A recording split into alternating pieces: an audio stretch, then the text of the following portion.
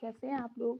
I hope आप लोग बहुत ज़्यादा अच्छे होंगे, अपनी प्रिपरेशंस को बहुत अच्छे से कर रहे होंगे एंड मैं भोलेनाथ से ये प्रार्थना करती हूँ कि आप लोगों को जल्दी से जल्दी सफलता दें, आपकी मेहनत रंग लाए और साथ में मेरा भी ये नेक्स्ट ईज़ीटी में हो जाए, ओके?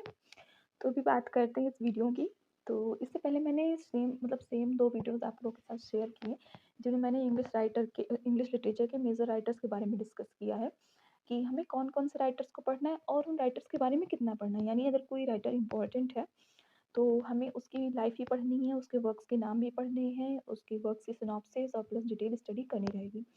वहीं कुछ राइटर्स ऐसे भी होते हैं जिनको हमें इतना ज़्यादा उनकी लाइफ तो बिल्कुल नहीं पढ़नी होती है और उनके वर्क्स का नाम ही याद रखना होता है या कोई बहुत ज़्यादा इम्पोर्टेंट वर्क है, तो उससे रिलेटेड कुछ फैक्ट्स हम लोग को याद रखने होते हैं।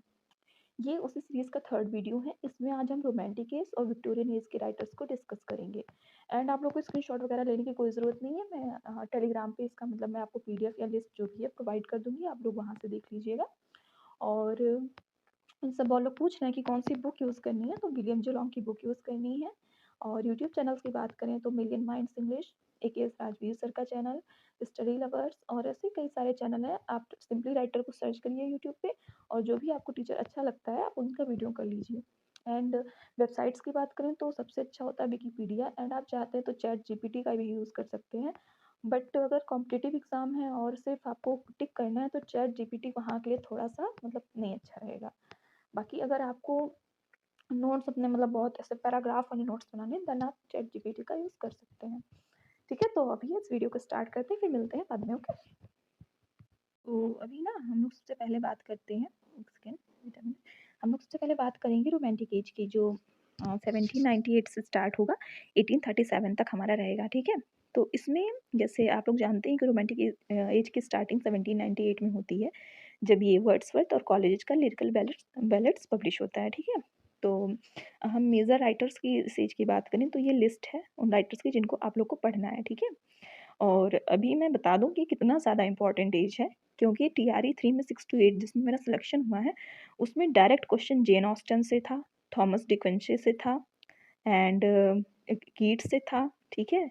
और कॉलेज से था, इनके शायद एंशिएंट मैरिनर का क्वेश्चन था, आई थिंक, याद नहीं आ रहा मुझे किस, शायद इनका एक क्वेश्चन था, ठीक है? एंड हाँ, ये 4 से तो डायरेक्ट क्वेश्चंस थे और एक क्वेश्चंस था कि किसका पेन नेम था बॉज, ठीक है? ये क्वेश्चन आया था कि किसका पेन नेम बॉज था। तो एक ये है चार्ल्स लैम्ब, ठीक है? इनका पेन नेम था इलिया। और एक अभी विक्टोरियन एज में आप पढ़ेंगे वो है चार्ल्स डिकेंस, उनका पेन नेम था बॉज, ठीक है? ये क्वेश्चन आया था और शायद दोनों ही ऑप्शन में थे और मैं वहाँ पे ऑप्शन में कंफ्यूज हो गई और मैंने चार्ल्स लैम्ब को लगा दिया था, लेकिन ये थे चार्ल्स डिकेंस। तो आप लोग को ये दोनों एजेस जो है रोमांटिक एज और ये विक्टोरियन एज बहुत ज़्यादा इंपॉर्टेंट है, इनके राइटर्स को बहुत ज़्यादा अच्छे से करना है, ओके? तो हम बात करते हैं, जैसे मैंने बताया कि ये लिस्ट है, आप लोग को ये देखनी है। अब बात करते हैं जैसे जैसे जिन पे मैंने ये रेड कलर का पेन से टिक कर रखा है, ठीक है?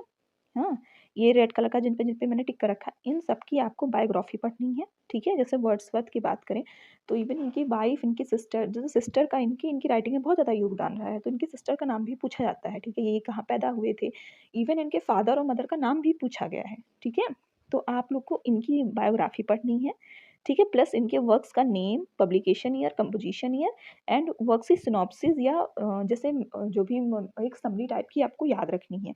स्पेशली इनके वर्ड्सवर्थ की जो पोएम है और कीट्स और शेली इनकी पोएम्स है, इससे बहुत लाइन्स पूछी जाती हैं कि ये लाइन किसने लिखी है या किस पोम से है, ठीक है? वहीं बात करते हैं चार्ल्स लैम्ब की, तो इनके एसेज के बारे में काफ़ी पूछा जाता है। एसेज ऑफ इलिया करके इनके 2 मतलब क्या कहते हैं वो एडिशंस रहे हैं, उनसे काफ़ी क्वेश्चन पूछा जाता है। इनको प्रिंस ऑफ इंग्लिश ऐसे भी कहा जाता है, तो आप समझ सकते हैं कितना ज़्यादा इंपॉर्टेंट होगी। वहीं बात करते हैं फिर जेन ऑस्टन की, ठीक है? जेन ऑस्टन ने ये जो होम नॉवेल्स होते हैं या मतलब जैसे घरेलू जो उपन्यास होते हैं, ये काफ़ी लिखे थे, तो उनके नॉवेल्स की समरी आपको याद रखनी। जेन ऑस्टन से 2 क्वेश्चन आए थे, हाँ, 6 to 8 टीआरई 3 में 2 क्वेश्चन आए थे। एक तो प्राइड एंड प्रेजुडिस का पूछा गया था कि ये कैरेक्टर किसके थे, और एक इनका वर्क है शायद एमिलिया करके नाम है, वो डायरेक्ट पूछा गया था कि ये किसका लिखा हुआ है। और क्वेंशे का पूछा गया था, अम ओपियम ईटर्स करके एक नाम है, वो पूछा गया था, ठीक है? मुझे पूरा नाम अभी नहीं याद रहा, पर ओपियम ईटर्स करके इनके वर्क का नाम है, वो टीआरई 3 में पूछा गया था, ठीक है? तो ये हो गई हमारी रोमांटिक एज की बात। अब हम मूव ऑन करते हैं अपने विक्टोरियन एज पे, ठीक? तो विक्टोरियन एज की बात करें तो पहले हमने हमने इसको ये 1837 से शुरू होता है, 1901 तक रहता है, जिस समय पे इंग्लैंड की जो मोनार्क होती हैं वो क्वीन विक्टोरिया होती हैं। ओके, तो इसमें हमने इनको 3 पार्ट्स में डिवाइड किया। सबसे पहले हम पोएट्स की बात करेंगे, देन नॉवेलिस्ट की बात करेंगे, उसके बाद एसेइस्ट की, ठीक है। तो पोएट्स में टेनिसन और रॉबर्ट ब्राउनिंग। टेनिसन की लाइफ अगर आपको अच्छे से पढ़नी है, सारे वर्क्स पढ़ने हैं, ये पोएट लॉरेट बने थे, ये सारी चीज़ें आपको अच्छे से याद रखनी है, ठीक है। फिर बात करते हैं रॉबर्ट ब्राउनिंग की, और इनकी वाइफ है एलिजाबेथ बैरेट या मिसेस ब्राउनिंग भी इन्हें कहते हैं।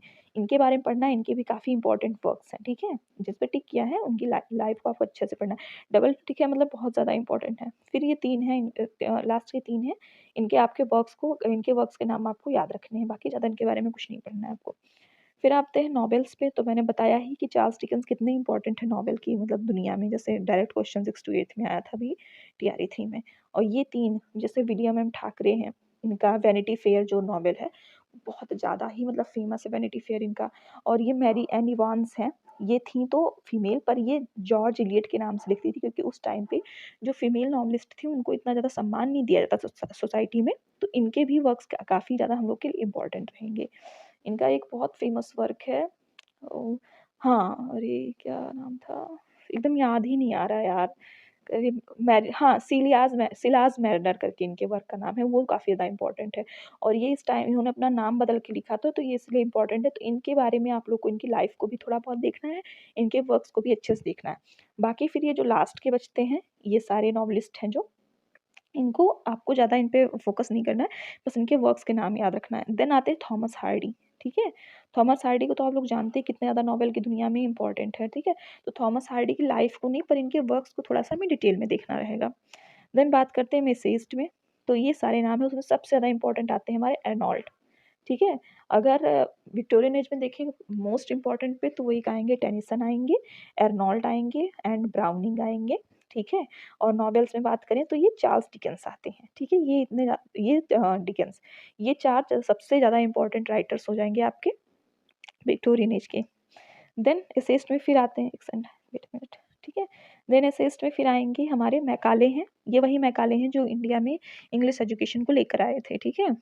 मैकाले योजना हम लोग बीएड में या बीटीसी में जिसको भी हम करते हैं, उसमें हम पढ़ते हैं। फिर ये बाकी हैं, इनके वर्क्स को आप लोग अच्छे से देख लीजिएगा, हक्सले के वर्क्स का नाम याद रखिएगा, न्यूमैन और हक्सले के। बाकी सबका थोड़ा-सा वर्क्स के बारे में अच्छे से थोड़ा देख लीजिएगा, एक बार सिनॉप्सिस तो ज़रूर कर लीजिएगा। बस बाकी इतना ही है, और इसके अलावा कोई मुझे राइटर इम्पोर्टेंट नहीं लगा। मैंने इवन गूगल करके भी देखा कि यूजीसी नेट के लिए भी मैंने ये सारे मतलब जो भी राइटर्स की लिस्ट थी वो भी देख ली, उसमें से भी मैंने मैच करके फिर ये सारी चीज़ें लिखी हैं। ओके, तो अब मिलते हैं, ठीक है, वीडियो पे। रहा सारा हमारा वीडियो, जिसमें मैंने सारे राइटर्स रोमांटिक और विक्टोरियन एज के डिस्कस किए हैं। इसके बाद भी अगर आपको कोई समस्या रहती है वीडियो के रिगार्डिंग, तो आप लोग कमेंट सेक्शन में लिखिएगा, और मैं उसको आपको मतलब सॉल्व करने की कोशिश करूँगी। मैं ज़्यादा से ज़्यादा कोशिश करती हूँ मैं कि सबके कमेंट्स का जो रिप्लाई हो टाइम पे दूँ, और ऑथेंटिक मतलब ऑथेंटिक नॉलेज मतलब सॉरी इन्फॉर्मेशन दूँ। कोई भी ऐसे सिर्फ व्यूज़ के लिए या मतलब अच्छा पता नहीं कहाँ से आया। तो व्यूज़ के लिए सिर्फ ऐसे फेक नॉलेज नहीं स्प्रेड करनी है, ताकि आप लोग मुझे टाइम भी दे रहे हैं मेरी वीडियोज़ को देखते हैं, तो आपका नुकसान नहीं होना चाहिए, मेरे दिमाग में ये रहता है। अब बात करें इसकी पार्ट 4 की, जो कि मैं बहुत ज़्यादा कोशिश करूँगी कि कल अपलोड कर दूँ, जिसमें मैं मॉडर्न और पोस्ट मॉडर्न एज के सारे राइटर्स का मतलब लिस्ट प्रोवाइड करूँगी। उसमें काफ़ी राइटर्स हैं, तो मैंने सोचा उसके लिए एक सेपरेट वीडियो बनाएँ, नहीं तो बहुत ज़्यादा वीडियो लंबा हो जाएगा, एंड मेरे फ़ोन का स्टोरेज इतना ज़्यादा नहीं है, तो फिर मेरे लिए बहुत दिक्कत करता है उसे अपलोड करना, फ़ोन में सेव करना, फिर सब जितने ऐप्स होते हैं मेरे फ़ोन में मुझे वो सारे अनइंस्टॉल करने पड़ते हैं उतने समय के लिए। एंड जब सारा क्लियर हो जाता है, फिर मैं यूट्यूब पे उसको अपलोड करती हूँ, और जैसे जो लोग कभी वीडियो बनाए होंगे उनको पता होगा कि यूट्यूब से थंबनेल नहीं लगता, उसके लिए यूट्यूब स्टूडियो का एप्लीकेशन होता है, उसको डाउनलोड करना पड़ता है, बहुत सारी चीज़ें होती। तो इसीलिए हम नेक्स्ट वीडियो में मॉडर्न और पोस्ट मॉडर्न एज की बात करेंगे, और अभी के लिए bye bye, take care and all the best.